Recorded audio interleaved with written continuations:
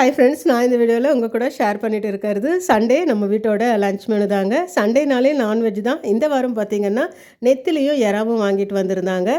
நெத்திலி நல்லா மாங்காய் போட்டு குழம்பு வச்சுட்டு எறா தொக்கு செஞ்சுருந்தாங்க. நான் சமைக்கும்போது செஞ்சுக்கிட்டு வர சின்ன சின்ன டிப்ஸையும் இந்த வீடியோவில் ஷேர் பண்ணுறேன். கூடவே பார்த்திங்கன்னா இன்றைக்கி ஸ்பெஷல் பார்த்திங்கன்னா ஒரு டெசர்ட் ரெசிபியும் செஞ்சுருந்தேங்க. எப்போவுமே நான்வெஜ் செய்யும்போதெல்லாம் பார்த்திங்கன்னா இந்த ஸ்வீட் கிரேவிங்ஸ் வந்து நிறைய பேருக்கு இருக்கும். எங்கள் வீட்லேயுமே அப்படி தாங்க. அதனாலேயே மோஸ்ட்லி பார்த்திங்கன்னா இந்த மாதிரி நான்வெஜ் செய்கிற அன்றைக்கி சிம்பிளாக ஒரு டெசர்ட்டும் கூட செய்கிறதுண்டு.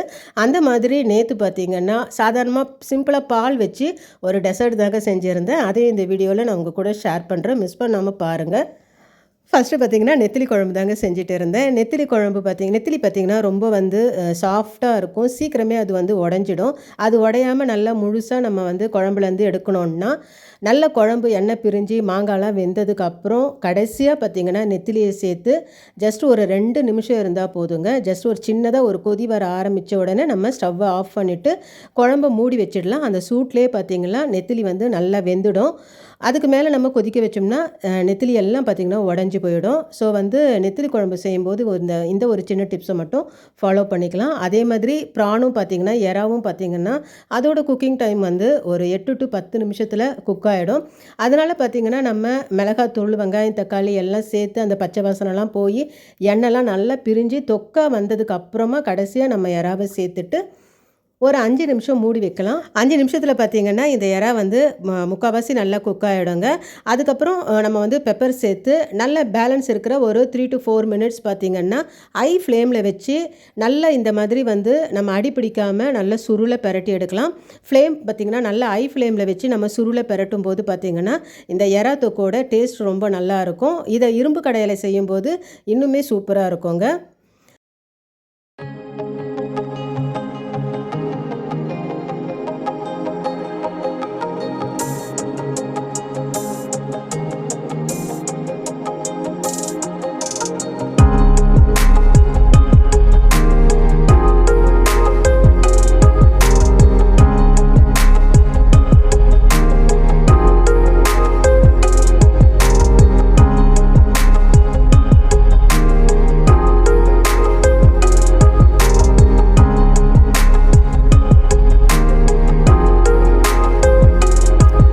சண்டே லன்ச் மெனு பார்த்திங்கன்னா நல்ல சூடான சாதம், நெத்திலி மீன் மாங்காய் போட்டு குழம்பு, எறா தொக்கு, முட்டை, நல்ல சூடான ரசத்தோட எங்கள் வீட்டோட சண்டே லன்ச் மெனு ரொம்பவுமே சூப்பராக ரெடியாக இருந்ததுங்க. அடுத்து ரொம்ப ஈஸியாக டேஸ்டியாக செய்யக்கூடிய ரொம்ப சிம்பிளான ஒரு டெசர்ட் தாங்க. இதுக்காக நான் பால் பார்த்திங்கன்னா காய்ச்சின பால் தாங்க எடுத்துருக்கிறேன். இது வந்து ஒரு நமக்கு எந்த அளவுக்கு தேவையோ, இப்போ எனக்கு ஒரு 3 கப்பு வேணுன்றதுனால ஒரு 200 ml பால் மட்டும் நான் எடுத்துருக்கிறேன். அதிகமாக வேணுன்றவங்க நம்ம அதுக்கேற்ற அளவுக்கு பால் சேர்த்துக்கலாம்.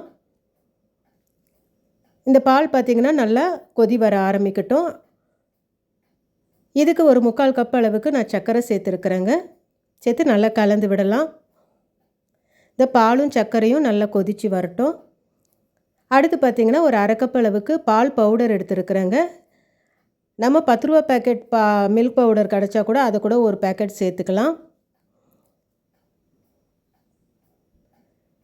இதை சேர்த்து நல்லா கலந்து விடலாம். அடுத்து பார்த்திங்கன்னா நான் சர்க்கரையோட ஏலக்காயும் நுணுக்கி எடுத்து வச்சுருக்கிறேன். அந்த ஏலக்காய் பொடியை பார்த்திங்கன்னா ஒரு 1/4 ஸ்பூன் அளவுக்கு சேர்க்குறேன். இதுக்கு பார்த்திங்கன்னா நம்ம ஏலக்காய் பொடி மட்டுமே பார்த்திங்கன்னா போதுமானதாக இருக்கும். மற்றபடி நம்ம வேறு எதுவும் எசன்ஸோ ஃபுட் கலரோ எதுவுமே சேர்க்க தேவையில்லை. இப்போ நம்ம சேர்த்துருக்கிற சர்க்கரை, பால் பவுடர், ஏலக்காய் பொடி எல்லாம் சேர்த்து நல்லா கொதித்து வர ஆரம்பிக்குது. அடுத்து பார்த்திங்கன்னா இந்த மாதிரி அகர் இது வந்து பார்த்திங்கன்னா சைனா கிராஸ்ன்னு சொல்லுவாங்க. இது வந்து பவுடர் ஃபார்ம்லேயும் இருக்கும், இல்லைனா நம்மளுக்கு ஒரு லீஃப் மாதிரி இருக்கும். இது வந்து நான் சேர்த்துருக்கிறது பார்த்திங்கன்னா பவுடர் ஃபார்முங்கிறதுனால 1 ஸ்பூன் அளவுக்கு இந்த அகர் சேர்க்குறேங்க.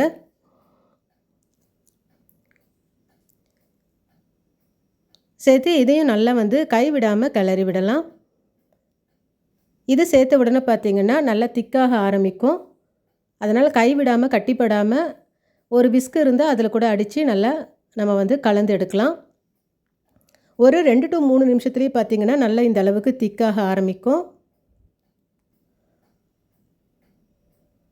இப்போ நம்ம ஸ்டவ்வை ஆஃப் பண்ணிவிட்டு பாலை நல்லா ஆற விட்டுடலாங்க.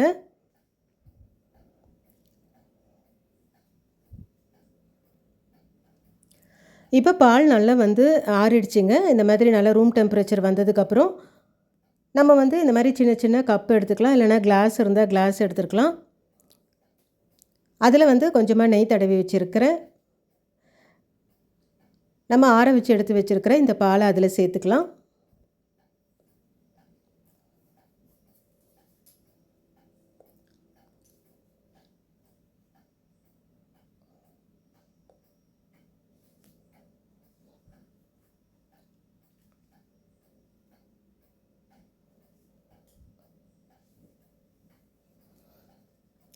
இதை பார்த்திங்கன்னா நல்லா ஃப்ரிட்ஜில் ஒரு 3 மணி நேரம் வச்சு எடுத்தால் போதுங்க. ஃப்ரீசரில் வைக்க தேவையில்லை, நார்மலாக ஃப்ரிட்ஜில் வச்சாலுமே போதும், நல்லா செட் ஆகிடும்.